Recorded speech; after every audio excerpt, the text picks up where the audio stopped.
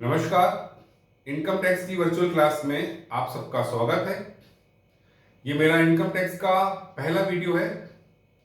इसमें मैंने ये कवर किया है कि भारत में कितने तरह के कर लगते हैं, कर का क्या मतलब होता है, आयकर जो होता है वो कैसे लगता है, आयकर मासिक आय पे लगता है या वार्षिक आय पे लगता है, और आय का कर निर्धारण कैसे होता है, ये सब बेसिक कॉन्सेप्ट मैंने इस वीडियो में कवर किया है। आइए शुरुआत करते हैं। भारत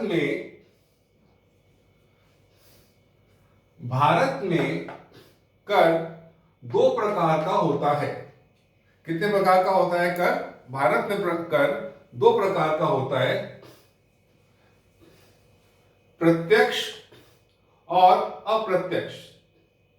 प्रत्यक्ष को इंग्लिश में बोलते हैं डायरेक्ट टैक्स, जबकि अप्रत्यक्ष को बोलते हैं इनडायरेक्ट टैक्स। प्रत्यक्ष कर का चार्ज यानी LEVY लेवी जिस पर होता है वही उसका भार, इंग्लिश में बोलते हैं बर्डन, वहन करता है। यानी कि आयकर जो है, जो कि प्रत्यक्ष कर है, जिसकी आय पर लगता है वही व्यक्ति इसको भुगतान करता है। यानी कि जिसकी आय होती है उसकी जेब से इसका भुगतान होता है। जबकि अप्रत्यक्ष कर का चार्ज यानी लेवी जिस पर होता है वह उसका भार अन्य व्यक्ति पर हस्तांतरित कर देता है। इसका उदाहरण है माल एवं सेवा कर। माल एवं सेवा कर पर चार्ज जो होता है वह माल या सेवा का सप्लाई करने वाले पे होता है। माल या सेवा का सप्लाई करने वाले पर होता है, परंतु उसका भार कौन उठाता है? उसका भार उठाता है माल या सेवा का उपभोग करने वाला। जो माल या सेवा का उपभोग करता है वो इस कर का भार उठाता है। यानी कि अप्रत्यक्ष कर का जिस पर चार्ज है वह इसका भार जो है वो अन्य व्यक्ति पर हस्तांतरित कर देता है, परंतु प्रत्यक्ष कर में जिस पर चार्ज होता है उसी की जेब पर भार भी होता है। यानी आपकी आय पर आप ही खुद टैक्स दोगे। दूसरा जो एक कैरेक्टरिस्टिक है प्रत्यक्ष कर का, वह है ये प्रोग्रेसिव होता है नेचर में। इसका जो प्रकृति होती है वो प्रोग्रेसिव होती है, जबकि अप्रत्यक्ष कर की रिग्रेसिव होती है। इसका मतलब, प्रोग्रेसिव का मतलब यह है कि जितनी ज्यादा आपकी आय होगी उतना ही ज्यादा आप पे कर लगेगा। जितनी ज्यादा आपकी आय होगी उतना ज्यादा आप पे कर लगेगा। जबकि रिग्रेसिव मतलब समान रूप से, अप्रत्यक्ष कर समान रूप से अमीर और गरीब पे लगता है। चाहे किसी की आय 100 रुपए प्रति मासिक हो, चाहे 1 करोड़ रुपए प्रति मासिक हो, उस पर एक ही तरह का कर लगता है। अप्रत्यक्ष कर जो है वो समान बराबर लगता है। अब मैं आपको बताता हूं कि कर की परिभाषा क्या है। कर सरकार द्वारा वैधानिक व्यवस्था के अधीन वसूल किया जाता है। कर सरकार द्वारा, सरकार यानी कि केंद्र सरकार, राज्य सरकार और स्थानीय सरकार, तीन तरह की सरकार है, तीनों सरकार द्वारा कर वसूला जाता है। वो वसूला जाता है वैधानिक व्यवस्था के अधीन। वैधानिक व्यवस्था का मतलब है किसी कानून के अंतर्गत। कोई कानून बनाना पड़ेगा आपको, वो कानून बनेगा संविधान के अंतर्गत। तो वैधानिक व्यवस्था के अधीन कर जो है हमसे वसूल किया जाता है।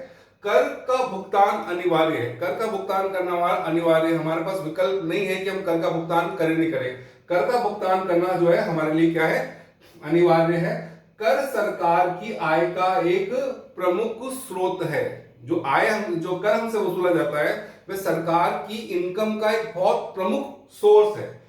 इसका उपयोग जो है सरकार कैसा करती है? जन कल्याणकारी योजनाओं के लिए करती है। गरीबी मिटाने के लिए, बेरोजगारी मिटाने के लिए और सुविधाएं देने के लिए, इंफ्रास्ट्रक्चर के लिए इसका प्रयोग सरकार करती है। तो मैंने अभी तक आपको ये कवर किया है कि भारत में कर कितने प्रकार का लगता है? 2 प्रकार का लगता है। और कर की परिभाषा क्या हो सकती है, आइए हम बताते हैं आपको आयकर क्या होता है। आयकर एक वार्षिक कर है। आयकर एक एनुअल टैक्स है जो वित्तीय वर्ष की आय पर लगता है। आप सब जानते होंगे कि वर्ष जो है वो 2 तरह का होता है, या तो एक कैलेंडर वर्ष होता है या फाइनेंशियल ईयर होता है। कैलेंडर वर्ष जो होता है वो 1 जनवरी को शुरू होकर 31 दिसंबर को खत्म होता है, जबकि वित्तीय वर्ष 1 अप्रैल को शुरू होके अगले 31 मार्च को खत्म होता है। तो जो आयकर है वह वित्तीय वर्ष यानी 1 अप्रैल से 31 मार्च की आय पर लगता है। एक वित्तीय वर्ष की आय पर कर का निर्धारण अगले वित्तीय वर्ष में होता है, यानी कि अगर आप जिस वित्तीय वर्ष में आय कमाएंगे उसी वित्तीय वर्ष में आय का निर्धारण नहीं होता है। एक वर्ष में आपने जिसमें आय कमाई है उसके अगले वित्तीय वर्ष में कर का निर्धारण किया जाता है। आइए आगे चलते हैं। जिस वित्तीय वर्ष की आय पर कर लगता है उसे गत वर्ष प्रीवियस ईयर कहते हैं। प्रीवियस ईयर की डेफिनेशन दे रखी है यहां पे। प्रीवियस ईयर का मतलब वह वित्तीय वर्ष जिसकी आय पर कर लगता है। कोई भी वित्तीय वर्ष जिसकी आय पर कर लगेगा उसे हम बोलेंगे प्रीवियस ईयर के गत वर्ष। जिस वित्तीय वर्ष में गत वर्ष यानी प्रीवियस ईयर की आय पर कर का निर्धारण होता है, कर का क्या होता है?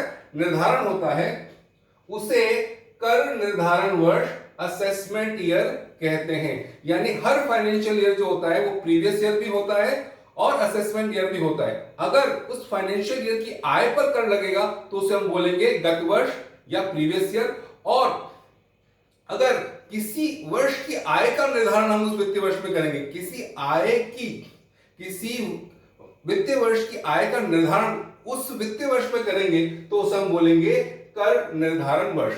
यानी कि वित्तीय वर्ष को ही हम प्रीवियस ईयर भी बोलते हैं और वित्तीय वर्ष को ही हम असेसमेंट ईयर कहते हैं। गत वर्ष यानी प्रीवियस ईयर सामान्यतः 12 महीने का होता है। कितने महीने का होता है? 12 महीने का होता है, जो 1 अप्रैल को शुरू होकर अगले 31 मार्च को समाप्त होता है। गत वर्ष कब शुरू होता है? 1 अप्रैल को शुरू होता है और वो अगले 31 मार्च को समाप्त होता है। यानी कि मैं एग्जांपल लूं तो कोई वित्तीय वर्ष ले लीजिए, जैसे मैंने लिया कि 1 अप्रैल 2019 से लेके 31 मार्च 2020। तो ये शुरू कब हुआ? 1 अप्रैल और ये खत्म कब होगा? 31 मार्च को। शुरू हुआ ये 1 अप्रैल 2019 को और खत्म होगा ये 31 मार्च 2020 को। तो सामान्यतः गत वर्ष जो होता है वह 12 महीने का होता है। परंतु यदि किसी गत वर्ष में या गत वर्ष के दौरान नए व्यवसाय अथवा नया आय का साधन आ जाए अस्तित्व में, या तो किसी गत वर्ष में हमने क्या किया? नए व्यवसाय की स्थापना करी है या हमारा कोई नया आय का साधन किसी गत वर्ष में आया है, तो उस स्थिति में गत वर्ष जो है वो नए व्यवसाय की स्थापना से अथवा नए आय के साधन के अस्तित्व में आने की तिथि से यानी डेट से चालू होगा और खत्म कब होगा? अगले 31 मार्च को समाप्त होगा। मान लीजिए मैं एग्जांपल लेता हूं कि मेरा अभी तक कोई व्यवसाय नहीं था, परंतु गत वर्ष 2019-20 में मैंने एक व्यवसाय चालू किया। तो व्यवसाय की स्थापना मैंने करी 9 सितंबर को। कब करी मैंने? 9 सितंबर को। तो मेरा गत वर्ष कब शुरू होगा? 9 सितंबर से और खत्म कब होगा? 31 मार्च को। शुरू होगा वो 9 सितंबर 2019 को और खत्म होगा वो 31 मार्च 2020 को। इसी तरह से मान लीजिए मैं कहीं जॉब नहीं करता था, पहली बार मैंने जॉब ज्वाइन करी 15 अक्टूबर 2019 को। तो ये क्या है? नए आय का साधन है। नए आय का साधन कब अस्तित्व में आया? 15 अक्टूबर 2019 को। तो 15 अक्टूबर 2019 से मेरा गत वर्ष शुरू होगा और खत्म कब होगा? 31 मार्च 2020 को। तो हम ये भी कह सकते हैं इस स्थिति में कि नए व्यवसाय की स्थापना में, यदि नए व्यवसाय की स्थापना होती गत वर्ष के दौरान या नया आय का साधन आता है गत वर्ष के दौरान, तो गत वर्ष 12 माह से कम हो सकता है, नहीं तो गत वर्ष क्या होगा? सामान्यतः 12 माह का ही होता है। आइए हम जानते हैं कि कर निर्धारण वर्ष किसे कहते हैं।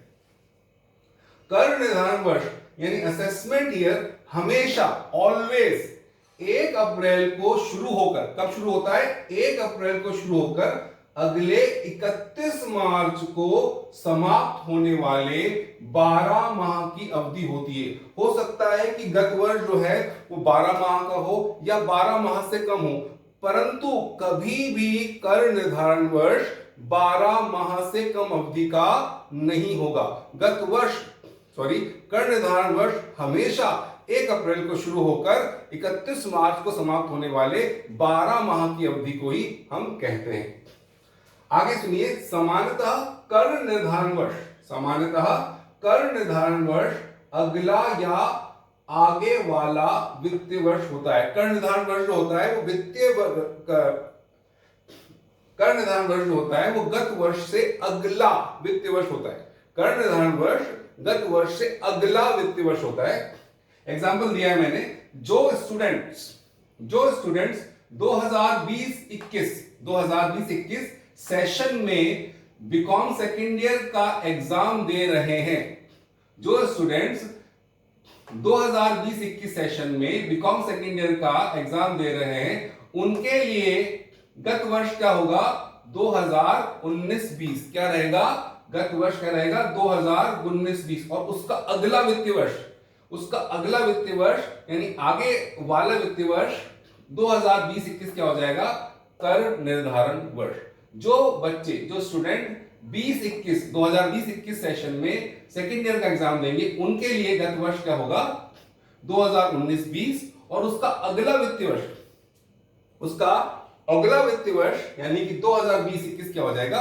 कर निर्धारण वर्ष हो जाएगा। तो हम ये कह सकते हैं कि कर निर्धारण वर्ष जो होता है वो गत वर्ष के अगला या आगे वाला वित्तीय वर्ष होता है। अब मैंने कुछ सवाल लिए हैं आपकी बुक में से। पहला सवाल है, what will be the period of previous year for the assessment year 2020-21। कर निर्धारण वर्ष 2020-21 के लिए गत वर्ष कौन सा वित्तीय वर्ष होगा? मैं फिर रिपीट करता हूं सवाल को। कर निर्धारण वर्ष 2020-21 के लिए गत वर्ष कौन सा वित्तीय वर्ष होगा? तो आंसर है इसका previous year will be 2019-20। Previous year will be 2019-20। गत वर्ष क्या होगा? 2019-20। आइए दूसरा क्वेश्चन देखते हैं। An SSC starts on the following dates. एक क्या है? एसएससी है, यानी कि करदाता है जिसने क्या स्टार्ट किया, व्यवसाय स्टार्ट किया। पहला डेट दे रखी आपको 1 जून 2019 में। एक करदाता ने व्यवसाय स्टार्ट किया 1 जून 2019 को। उस स्थिति में गत वर्ष कब शुरू होगा? 1 अप्रैल 2019 को शुरू नहीं होके वो शुरू होगा 1 जून 2019 को और समाप्त कब होगा? 31 मार्च 2020 को।